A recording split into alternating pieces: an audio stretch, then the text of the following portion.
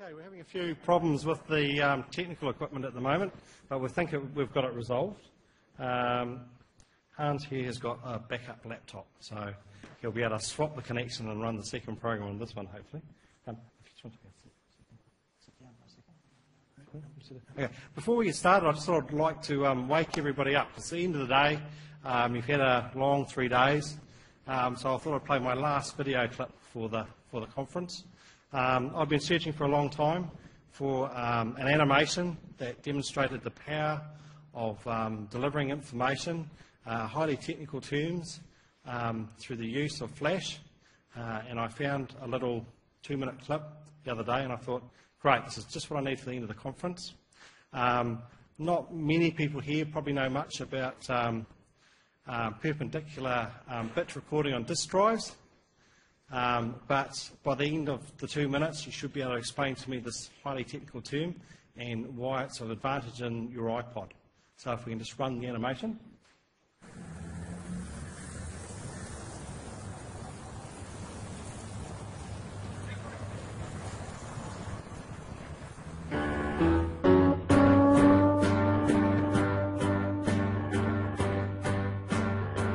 I'm just a lonely little bit, and on my back I sit.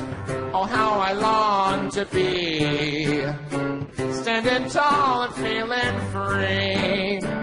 We need expanded membership, but that would make us flip and meet an end that's too abrupt, because our data's corrupt. There's a name for that, you know. Hey, is that actuator man? It's called the superparamagnetic effect. Supercala what? Superparamagnetic effect. That's when all your little bits get so crammed together, you lose your magnetic orientation. You flip and lose your data. Well, what can we do? Gotta make more room. But how? Well, I've been working hard and I've found a way. You gotta get perpendicular. Get perpendicular. Think about it. If all your bits stand up instead of lie down, you make more space for new bits. More bits, more data. But how are we going to stand up? Leave that to me. 1, 2, 3. Kick it.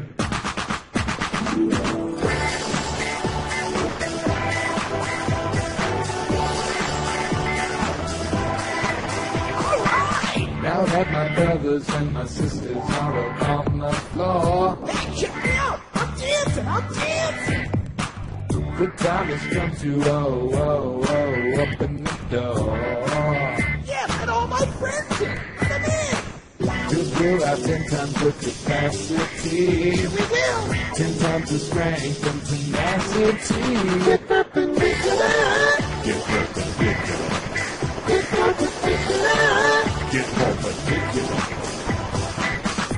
Hey, this is great. Yeah, looks pretty easy, doesn't it? But take it from me, it's no small feat. How come? Well, first off, we need to thicken the dance floor to allow enough room for the bits to sink in. Oh, Next, a magnetic field flows through the head and into the disc, causing the bits to line up perpendicularly. but just how much more room will that make? Well, on today's 6 gig microdrives, you can store 3,000 songs.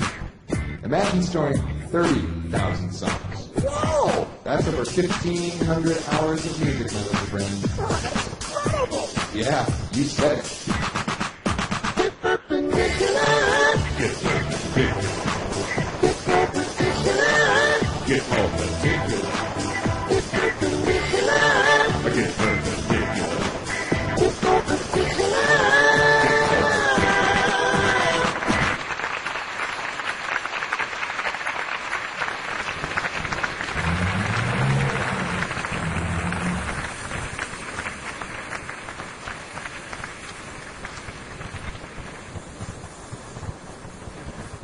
Well, I guess you weren't expecting that.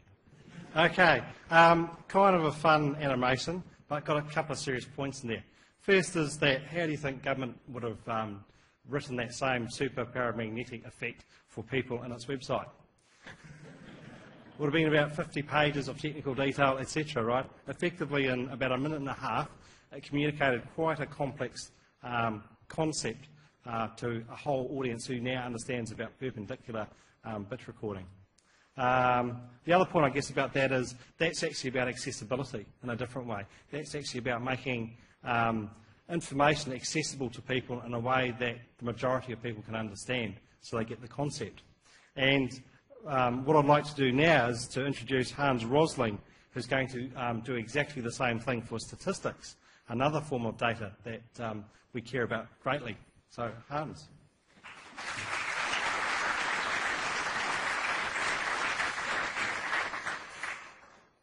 Thank you. We shall see now if I can get my image out here first. Oh, there we are now. I just want it on my screen here also. There we are. It's very kind of the organizers to let me finish this conference because I'm 100% user of information technology. And I come from the government, well, at least the public university in Sweden. And perhaps it is a tendency now of ICT that we move more and more to see how we really get the content in. We get more and more content focused and adapting technology to the different needs of different contents. Personally, I run a course in global health. I spent my life studying together with African institutions, hunger and health and lack or economic development in Africa. So then back in Sweden, I started this course. And I was just going to use statistics to teach students about the world. And I started a new course, but I was worried that perhaps they already knew what I was going to teach about. And that's why I made a pre-test. And one question in this pre-test was this one. I asked them, which country has the highest child mortality in each pair? And I put the pairs together so that one has twice the child mortality. And that's much bigger than the uncertainty of the data. And we have quite relatively good data on child mortality of most countries in the world. So this is pretty clear. And then starting this course, I just wanted to check if the students know what I was going to teach. And then I had to be a more advanced course. You may know that Turkey has twice the child mortality of Sri Lanka. Poland is higher than South Korea. Russia highest there. Pakistan highest there. And South Africa highest there. You can see the pattern. Asia is doing well. Asian countries are doing well. Now, the result of the students at the Karolinska Institute, where I teach, was just 1.8 right answers out of 5 possible. And this was good news for the professor. It means they didn't know the content of the course, and I could go ahead and teach. I did the study during 3 consecutive semesters, so I got a confidence interval of 0.4. So I was pretty sure that they didn't know so much. But often, as it is when you do a survey, first you have the result, and then that late evening when you sit writing your report, suddenly you make the discovery. And I discovered that Swedish top students know statistically significantly less about the world than the chimpanzees.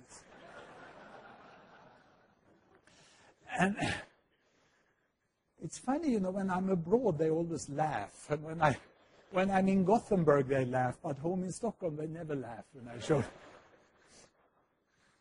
So why is it that I'm teaching in a field where the problem is not ignorance, the problem is preconceived ideas, is negative knowledge? Had the students not seen the question, they would have scored better, because the chimpanzee, if I wrote Sri Lanka on one banana and Turkey on the other banana and served, you know, the chimp had to choose, they would have 2.5 correct answers. And had the students not seen the question, they would have scored better. And I also tested those who hand out the Nobel Prize in medicine, the professors of Karolinska Institute, which are on par with the chimpanzee there. So why was it like this? I started asking, how come that this good statistic, I mean, it's not reporting of all child death, but it's good surveys, which is being compiled by countries, international organizations, is not used. So I sat down and did some qualitative research, you know, like focus group studies, and found out that the textbook was this, which the students had used to understand the world. We are very much, when we talk about global issues, it's still, you know, these adventure ideas we have about the world. And we don't really pick up the facts as they keep coming of what is happening. And I asked the student much, how do you divide the world? And the Swedish students divide the world in we and them. We, you know, is living in this way, and them are living in that way, and we have to help them, you know, but they cannot live like us. That wouldn't work. It's always this division in two. And being an academician, I ask them for strict criteria. What do you really mean with we? And they say it's Western world, and them is third world. Yeah, but who belongs to Western world? Does Russia, Kazakhstan, Argentina, and Turkey, do they belong to Western world or to third world? They say, mainly it's like this, long life and small family, that's what characterizes the Western world, whereas third world has short life and large families.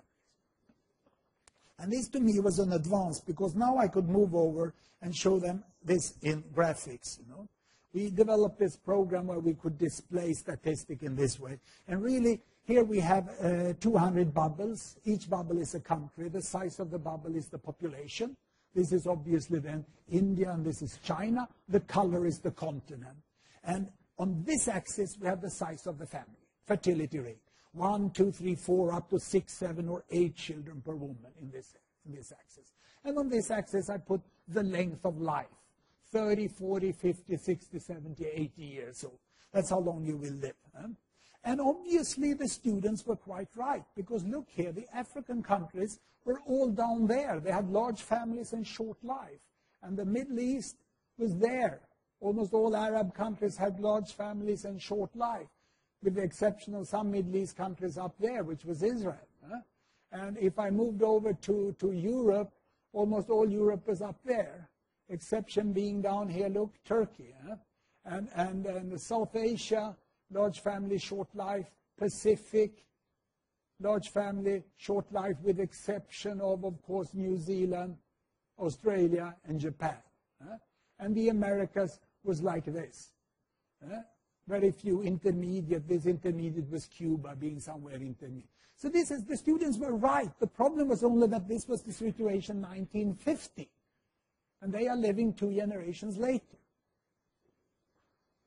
And the fact here is that we have quite good data. The size of family we know very well. It's easy in a survey. You knock the door of the family, door opens, kids come out, and you count them.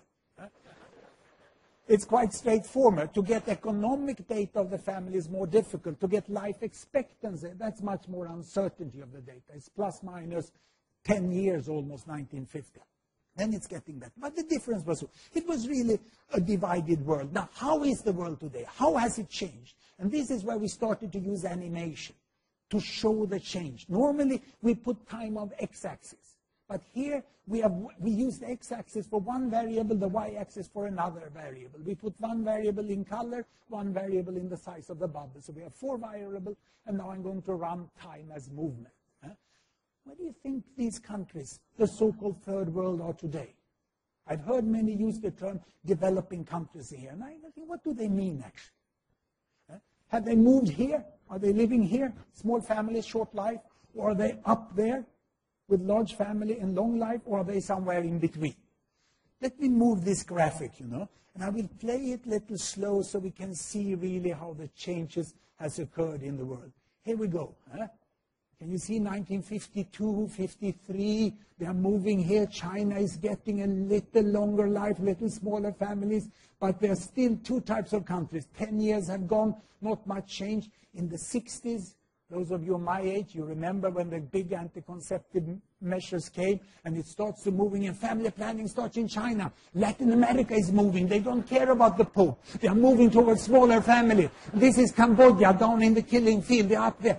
Arab countries. Look at Arab countries, the green ones. They also start with family planning here. Even the African countries start to move in different directions. We are into the 80s, and we have the very rapid transmission of the world. India passes 4 children per woman, and they move over in this direction. Now you see the HIV epidemic. The HIV epidemic is taking down the life expectancy of the African countries. Look, South Africa coming down there due to HIV.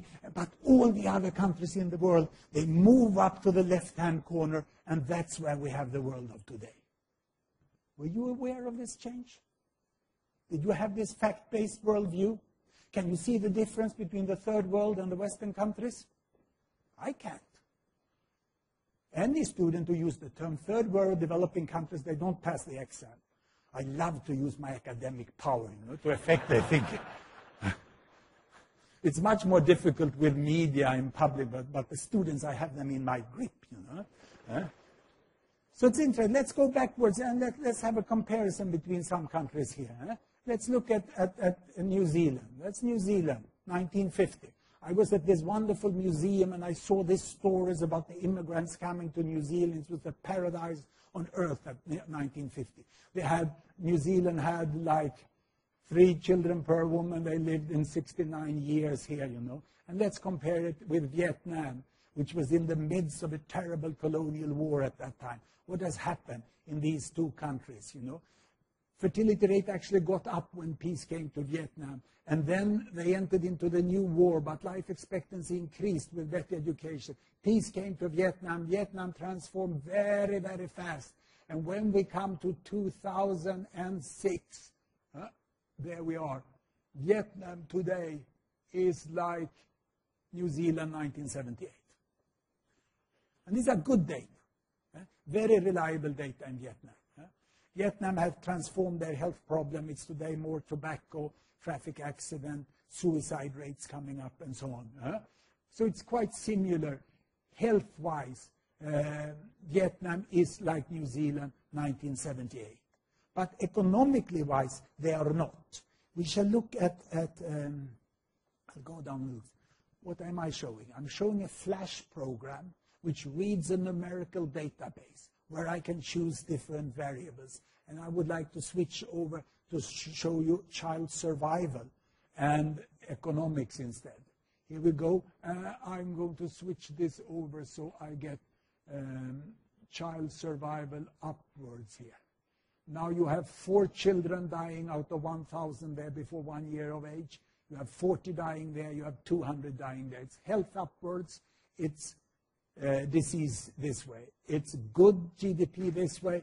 It's bad this way. We tried always to make this software not with drop-down menus, but really you should be able to access everything like here. So if I would like to make this a little more narrow, I can very easily change this in this way. We took the ideas more from computer games than from statistical programs. So this is the world 2007, you know. You have United States there, you have China there, you have India there. If you want to go backwards in time, look how fast I can just scan the world, what has happened. My problem is, of course, that the availability of statistics decreases as I go backwards, and 820, it's only Austria and Sweden that have statistics. We used to be very proud in Sweden that we have child mortality data since a long time ago, and then someone told me, that's a nasty country. You kept recording when the kid's dying without doing anything about it, you know. The rest of us, we first did something about it, and then we improved our record. So it's a strange society, this one, you know. We take pride in having recorded all the deaths of the children, but that's how we are, you know. Look now, down at this economically. This is the best available purchasing power GDP per capita historically. It's not so easy. There is uncertainties when the economists do it, but it's the best available data. And we can run the world forward. The most strikingly here is that when Asia comes in and other countries come in, continents come in, they get healthier at an earlier stage than the rest of the world. We can look at the United States there. We can improve the color of the rest of the world here. And we can then fix the world easily here. And now we run the United States backwards. Oh, here they go. In 1915, the United States had a better economy than, I think this is Philippines here. And that is Vietnam there. So it means that the Philippines is like almost 4 generations behind United States in economics at this stage. But when I run the US forward, you can see that the United States about 1969, they had about the same health as Philippines have today. Quite interesting. You can see there's enormous discrepancy in the sequence of changing countries. What characterized the enormous transformation of Asia is that you have first improvement of human resources, first education, improved health, and then economic growth. So it should come as no surprise whatsoever that these countries are growing at 5 to 10% a year. And they will keep growing like this for a very, very long time. And let me take this off and let me have a look. Can I find New Zealand's up there? There we have New Zealand. oh, sorry, we had New Zealand, 1969. There is New Zealand. We go, how far back can I go? 1925. New Zealand was in the southern part of contemporary China. And then New Zealand keeps moving through China here. I've understood that the history of this country has been very volatile. There have been very good decades. There have been very tough downturns in economics. And here, New Zealand comes out 1965. New Zealand is like Saudi Arabia today. And New Zealand continues like this, and they pass by different countries. Where are they here? 1995. They are a little like United Arab Emirates today, which is only about 10 years behind New Zealand. There you are today. It's quite nice the way you can very rapidly screen different countries in this. And students got amazed by this. Now I'm at the challenging point where I will change computer here. You know, normally you are advised never ever to do this in front of an audience, but I'll try it. So if the technical people will follow me here, I will. Something happened with my desktop when I connected it here. Can we get this out? If I toggle it now. There we are.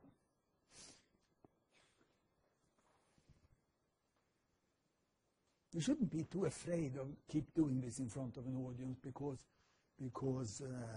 often people have compassion with you, and it's you can feel how you would feel yourself if you were standing here. Huh? See, now I have it here, but I don't get it up there. There we are. Let it be like that. I should not, I don't think you would like to see this. Yeah, it's in English. That's good. It is in English.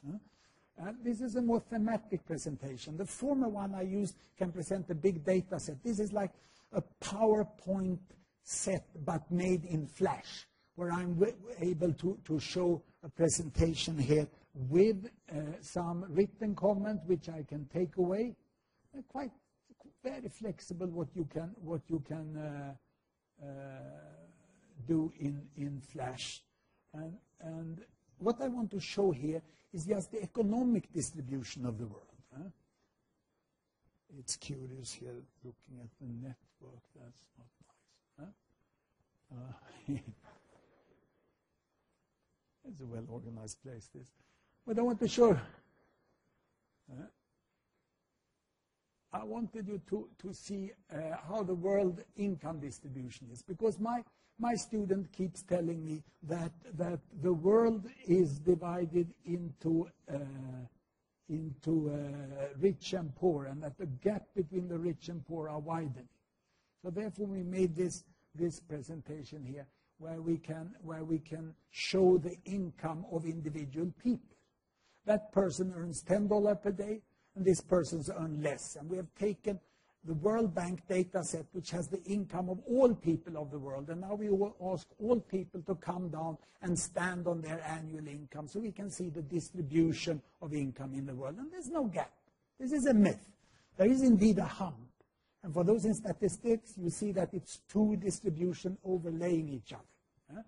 And if I would show where the money is, the money, 100% of daily income, this is the money. How is it distributed over the people? The 20% richest there, they take 74% of the income. And the 20% poorest here, they only get 2% of the income. But 24% remains in half mankind, which is here in between. This is another way of showing that there is no division between West and industrialized, which is very clear any longer. We have to have a more fact-based worldview. And the nice thing here with Flash is that I'm able now also to show you how this has happened over time and how this is divided between countries. If I move over here, rather between regions, the poverty line is here, $1 per day. And that's not an abstract or arbitrary line. $1 per day in purchasing power is when 80% of your family's resources goes towards food. On this side, you go to bed hungry. on this side at least, you can fill the stomach every day. That means that people can't remain here for very long. Sometimes we get the vision that we have 1 to 2 billion people who are sitting there in absolute poverty year after year after year. This is impossible. You die if you do that. What happens is, and then some people even go there and say, oh, at least they are happy, they say. How the hell could you survive poverty if you are depressed? Depression is a lethal disease in poverty. There are very many strange concepts like this. If you have schizophrenia or depression, you just die. You sit down, you don't fight. You have to get up every morning. You have to have the spirit. You have to go out working and make the best of it. And people migrate over this line very much. No? So where are the world population? If I would take down the different regions, I asked Africa to come down there. Africa is only 10% of world population, but about half live in absolute poverty. That's the OECD, the country club of the United Nations, the richest who are got together. Very nice clubhouse in Paris. By the way, with extremely skilled statisticians, some of the best statistics of the world. No, they're really good professionals. They're very, really good professionals there. And that's Latin America, green anaconda. Every income in the world you can find in Latin America. And that's former Soviet Union, East Europe. Also very wide distribution today. That's East Asia and Southeast Asia, and this is Southern Asia. And still, half of the people in absolute poverty are in Asia today, in the midst of fast economic growth. So it's really a disparity that exists. But when we look over time, we go back to the time when I was a young student. Come on now, here we go. 1970, then there was almost a gap. Or the hump was much sharper at that time. And you see the Soviet Union was lying on the back of the OECD, but never managed to get over on that side. And this is what has happened when you animate it. You can see the population growing like this, and then economy growing, slipping backwards in East Europe, and stopping there, more or less. And if I look at the prospect, I can grab this little line here, and then I can contemplate over what is happening in the world. These are projections, but these backwards are real data. And in fact, now in just some few seconds, I can show you all the results of all household economic surveys of the world, which are put together like this. We are very careful when we do this, never to make any freehand drawings. These are all very careful, access directly to the source of the data, which exists in the World Bank, and you can go back and you can check if it's like that. Evidence-based dumbing down is what we try to do. But we shouldn't leave the evidence-based, because people like that. Now, what if I go on here, and I would show you, I would make these bubbles instead like this. I go here for GDP per capita, and I can see where the average income are of the regions. And I can even move on faster and show you how it will look when I, on this axis now, have money and health there. I've measured here the percentage of children surviving to the age of 5. On the top there, it's the OECD countries, and the OECD countries, almost all kids survive.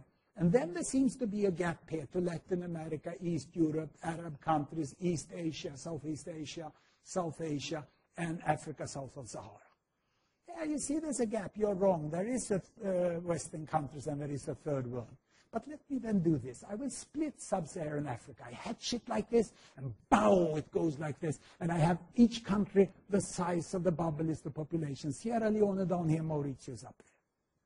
And Mauritius very early negotiated to sell their agricultural products to Europe without any custom duties. And they managed with their own force to move forward. Then they got tourists, then they diversified their economy. And look what the discrepancy it is within sub-Saharan Africa. Kofi Annan's Ghana is there, Uganda is down here, and Sierra Leone here. Humanitarian aid here, development aid here. Time to invest in Ghana. Go there with your money. If you haven't bought property in Mauritius, it's too late. Prices are skyrocketed there. I split South Asia. The big bubble will, of course, be India, but down here goes Afghanistan, and up there Sri Lanka. Sri Lanka with its good social development, but not so much economically. Arab countries, same religion, same climate, same almost everything, but so different. 1 hour flight from Sana'a in Yemen to Dubai in United Arab Emirates, and 2 parts of the world. You can't discuss Western world developing countries. You can't even discuss the regions, how it is. Look here, if we split East Asia and the Pacific, there's some countries go down to the African group there. Huh? It's Cambodia and up there Singapore. And Singapore, it's tough for me to say, have bypassed Sweden in child health now. What America's cup is to New Zealand, child health is to Sweden. We used to win it every year, you know. And we were so proud, you know. That's probably where I'm standing. It's so nice to go and lecture and your own country is winning, you know. But now, and they have very good statistics in Singapore. So they are really, they have done a fantastic job. And their child survival is best. Huh? So they are up there. And Central Europe, Soviet Union, they should be more or less the same, those countries. You know? Tajikistan down there and Slovenia up there. And Slovenia now, country after country, joining the OECD. Huh? And if I split Latin America, we can see that the inequity in Latin America is not between the countries, it is within the countries. And today you can see that Chile almost have the same child health as Cuba and Europe today. But it's not so known. The enormous improvement of Chile is not made known, because in Chile we had a leftish government, we have a rightish government, and a center government. So there's no one who really feels ideologically about it. And we almost use global level of discussion to make free room for our ideologies. Developing world is where we can expose our ideological and political views. We don't start fact-based there, looking at what is the reality. Huh? And here is the OECD. Now, if I split OECD, it is so nice, because then Sweden wins, you see. You see? Because Singapore has been so clever, so they haven't joined the country club, you know. They look at their neighbor, want to have no good to go be a member of OECD, you know. So they are there. And United States is definitely richer than Sweden, but don't have the same child health. Huh? And now the gap is gone. There's countries all the way. We live a continuous world which is double inversely logarithmically unjust. Very difficult to explain if you don't make a graphic. Here I've compressed the income of the rich and expanded the income of the poor. And I've compressed the child death of the poor and expanded the child's situation of the rich. And then I get a linear relation. Money explains 80% of child survival in the world, more or less. Huh? But it's not only that. There are some countries which are definitely have almost the same economics, but very different outcome in health. So there is a very strong social component also. And there is no need really, I think, to discuss whether you want social development or economic development. It's fantastic to see how well they can go together. And let me show you an example on that if we move on to this slide. See how we have done it here? We have found that many people like the return button. They like to lecture and then they press return and then they talk and then they press return and then they talk. They don't like to mess around as I'm doing like this. Huh? So that's why we've done this. But you can also jump it here. This presentation is freely available on the net if you would like to use it. This is 1960. The world was like this. You see you had China down here. And I could look at South Korea is there. And we had Brazil there. So Brazil was richer than South Korea, but not as healthy. And then we would like to see what happened in these countries. And we take them backwards like this. And here we play. And you can see the amazing speed South Korea goes on the healthy side there. And Brazil go more samba dancing here like this all the time. And they don't move as fast, but they move exactly in the same direction. And now Brazil, over the last 2 decades, have been socially successful, but not economically. It's very interesting how most countries try to get to some sort of mainstream balance on economics and health. And this has been very surprisingly successful, this animation, especially in 2 groups have picked it up very nicely. It's children below 12 years of age and heads of states. They like animation very much. And of course, there's a danger. Many heads of states reminds us that countries are not that equal. There's a big inequity within countries. Look here when I have South Africa there. If I split South Africa, I find that 20% of the population is here and the poorest 20% is here, and these are the other quintiles of South Africa. And if I split Uganda, it's like this. And if I go to Niger, the cotton-producing country in West Africa, this happens, And then people want to discuss what policy should there be for this or that in Africa. And they have the entire variation of the whole world within sub-Saharan Africa. It's very much important when we discuss world issues that we contextualize and fact-base what we are talking about. And that can be done very easily. This can be done. We can make statistics available. I had the privilege today to talk with Statistics New Zealand and meet the staff there. And I discovered that it's not even compatible with statistics between New Zealand and Australia, just on some indicators. It's not up in the same so that we can see it. So what is it we need to do with statistics? What is it we need to do? This is another thing people don't want to do. It's called Alt-Tab lecturing. You have several windows open at the same time, and you just jump between them like this. Isn't it wonderful with music? But how successful would a musician be if they stood here and showed you the notes? You need to play the music. And that's what we think we need to do with statistics also. We can't stand and show the numbers. We need to play the statistics, the music. The data is down there in the databases. The public is up there. We have an internet now. It's common to make web pages. In Web 1.0, they were linked to the databases, and then there was a charge, and you had to take care of your password, and you got a very boring output. So that wasn't very successful. The meteorologists were much more successful with the weather, which they brought all the way to TV. So what is the problem? Well, this is World Development Indicators, the best data set compiled once again, but by very qualified professionals in the World Bank. But it's sold. $100. It's statistics which the World Bank gets free from the countries, and then it's sold. And only if you know someone that works in the World Bank, you may get it free. And this is troublesome for that institution in these weeks, isn't it? That's like that. And it's very sad, because this is a very good data set. The world economy is $150 trillion a year. $20 billion is spent on collecting public statistics. It's no small thing. It's every part and aspects of life we have statistic data. And then we recover 0.05 billions by selling it. It was a very bad habit that came in the early IT age when you could sell CDs. I learned today that Statistics New Zealand recovered 2.4% by its cost by selling. And that's not very efficient. In contrast, I was quite amazed when I came here in Wellington. Was just like when I came up the tube here on Wall Street. See, I come up here and I have my American Express card in the hand, and I get so surprised because I thought I would have to pay to walk on the sidewalk.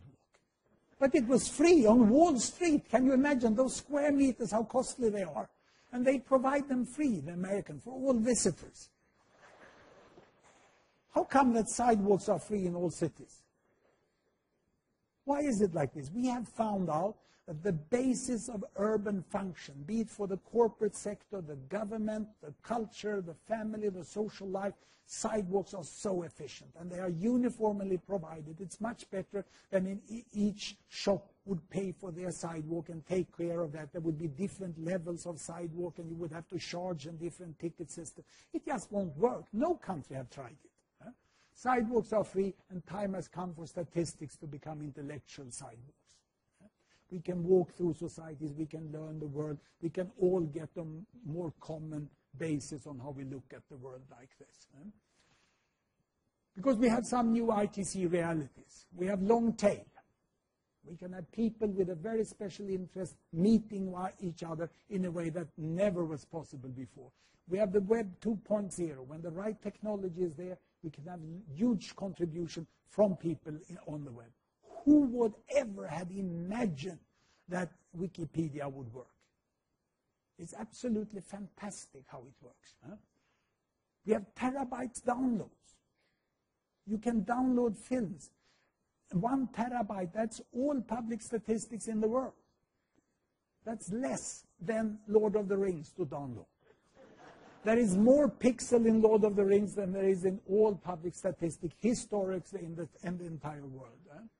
We have animation online, animation in Flash, like the ones you showed here and this one, and also webcasts. And we have this new business model, which is so interesting, where the corporate sector starts to provide free sidewalks. It has become a very successful business model to provide services and functions free of charge to the users. And when you hear Niklas Sennström from Skype talking about users and customers, it's 2 different groups. And this is quite amazing how we can get free telephone, free search, and other things like that. How should we use that in global statistics? We have to go away from dissemination, which is printing a yearbook, doing a CD, selling it, spreading it out, to access. It is now the internet users that need to have access, but in many formats. And the web pages of the statistical agency are just fine, and they are improving in a good way, and so they should. And they may provide aspects of Web 2.0, where users can be more active and do things that they were not used to be able to do. We look at it like this. We have the software for the databases. We have the software for animation. That do not need to be repeated. The problem is that data access in animation does not exist, because we have very bad connections between the softwares. And at Gapminder, which we formed a foundation to be strategically non-profit. We are not ideologically non-profit. We just saw that there was a need for someone to try to stand between the public and the private, to try to invent and move things forward.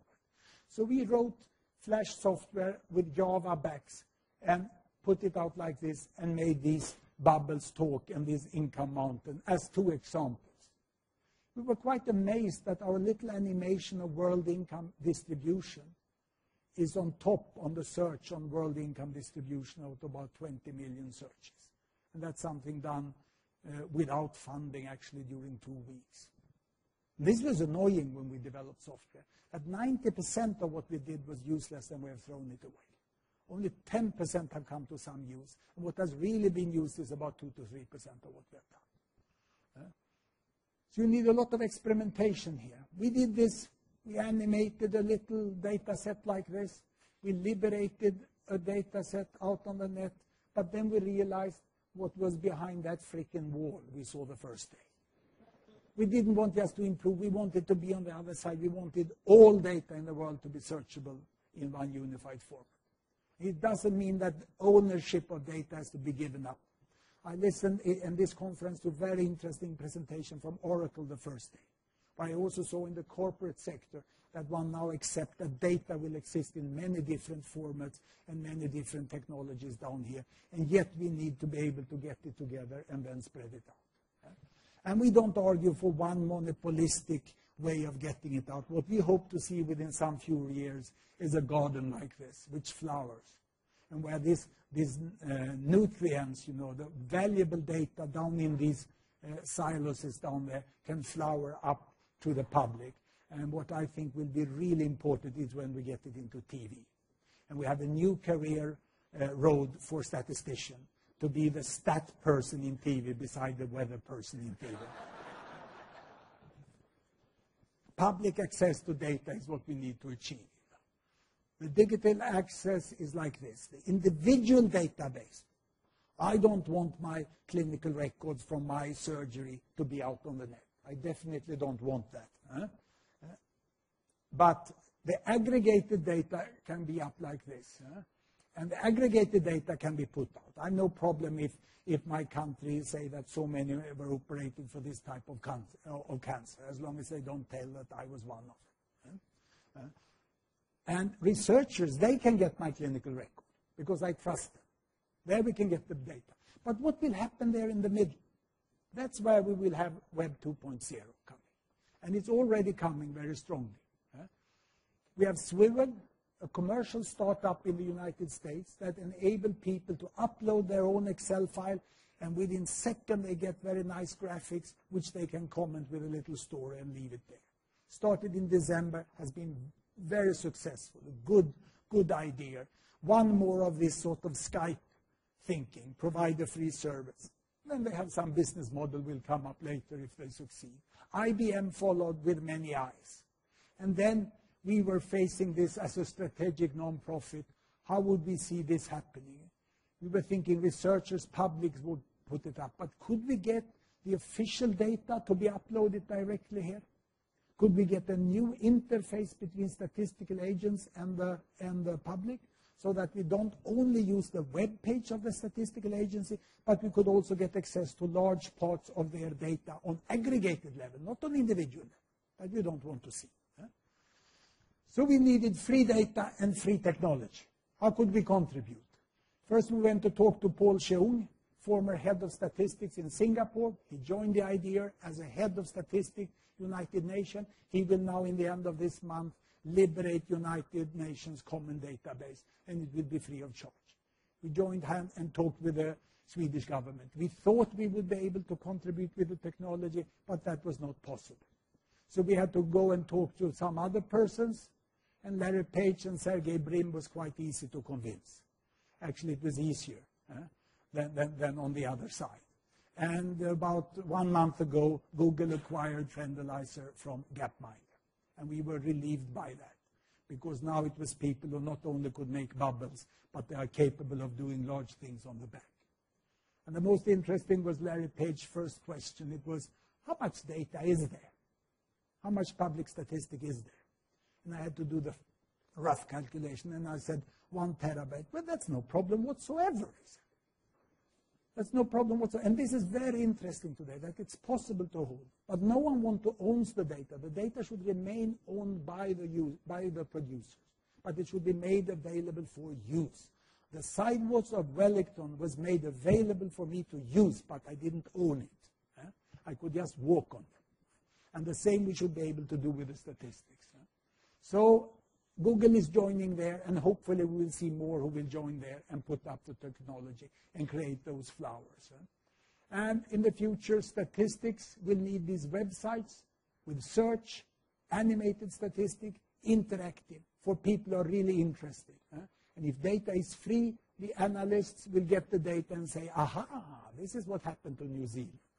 I'm going to tell the world about this, whether I work for a politician, I work for an activity group, I'm a researcher, or whatever. And if we get webcasts, this was the prize over the last year. We thought that this would be the big solution. But then Niklas Zennström, the founder of Skype, he said, this don't overestimate people's interest to lean forward and click, he said. I think that I found out that I would develop technology for the 3 big things people do. People listen to music, talk with their friends, and watch TV. And that's what he has done. Kazar, Skype, and now Yoast is coming. It's a sort of, sometimes you overestimate the advanced technology. We've had greatest impact when we made webcasts. So if we can make webcasts there, the public may say, wow. And we have managed to create a flow of statistics which is much more stronger. And that means making more use of the 20 billion which has been used for statistics this way. And there you can find everything free of charge. And let me end up by showing you one more example of what you can do. You may say that this guy only talks about health and money, and what's about the most important, which is the environment. And here's one little example on how you can make it much more understandable. Statistics on environment will indeed be very crucial in the future. It will be audited. These are the countries of the world, and now I added a variable to the color. It is carbon dioxide per person. And you can easily here get links to the sources of it. But there's United States had quite a high emission. Netherlands had a high emission at that time. And China, 1962, had a low emission. And then we play the world to see what happened when countries got wealthier and healthier. Did they keep their environmental friendly relation to nature No, they didn't. They darkened and darkened. And all improvement in health and money has unfortunately been done at the cost of higher emissions to the environment. And you can see when we get up here that you have quite a lot of countries who are quite dark. And the present situation, I think we have data up to there. I have to go 1 year backwards like this. You can see the world. Here we could very easily trace the world. One little nice country which is green there, that's Costa Rica. They live on the natural parks. Fame for them, you know. And up there is Cuba. They are healthy, but they don't have so much money. The Minister of Health of Cuba was very proud of this. He said that this shows that Cuba is the healthiest of the poor, he said, when he found Cuba at this position. And on the way out, a young statistician with a lot of courage whispered in my ear, "He is wrong. We are not the healthiest of the poor. We are just the poorest of the healthy." So it means that statistics, you show it, it means that you don't have the interpretation. The interpretation can be different.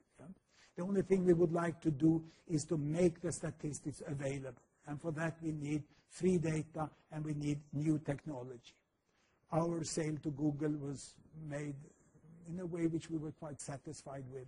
Everything which we have made so far in object format is still free, and you can get it from our webpage. And we have a license to take further versions also and sub-license them free to all providers of free statistics, but probably Google will do it in themselves. There's no easy solution for this. It's a little more complicated than other things. It's really many different formats, and it will take some time to see what will be the big solution. But I have very good hope that we will see a much more efficient use of statistics and have a fact-based worldview within some few years. Thank you very much.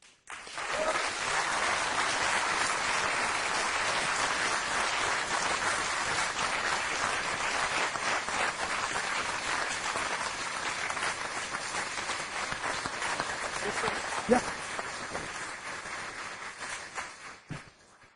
I'm aware of the time, so I think perhaps, does anyone have any quick questions? Any questions?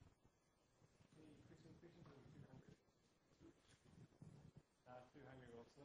Okay, thank you, Hans. If you would like to leave, and you'll be directed through to drinks up on the second floor.